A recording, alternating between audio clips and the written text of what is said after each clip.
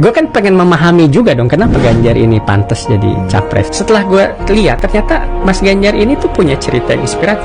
Pendeknya gini, jadi pertama Ganjar itu orang biasa, katakanlah miskin gitu ya, orang rakyat, hidup susah. Nah ketika dia kuliah, ternyata dia bukan cuma kuliah, dia tuh memberontak, menggugat, naik gunung di gunung terjadi diskusi-diskusi. Zaman itu Orde Baru dan menemukan penjelasan kenapa dia miskin. Itu kan marhainisme itu semua, kita ini tidak adil apa itu. Jadi Ganjar ngerti nih. Nah udah gitu dia kerja loh, lawyer SH kan. Jadi sehingga setelah Mas Ganjar lulus di Jakarta udah kerja di perusahaan, mestinya kalau dia kerja udah enak-enak aja, udah jadi lawyer terkenal sekarang. Tapi enggak, akhirnya Mas Ganjar komit, saya harus perjuangkan ini. Akhirnya dia merintis karir politik. Jadi kalau lu lihat Mas Ganjar itu ya kayak kalau anak muda zaman sekarang itu bikin startup, unicorn.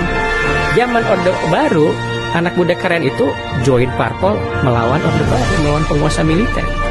Sebetulnya semangatnya sama. Nah ini kan menurut gua baru gua paham, oh ini tuh orang sukses Ganjar ini. Ya itu sebetulnya keunikan Ganjar. Dan ini penting karena Ganjar itu jadi hidup susah tapi punya basis ideologis.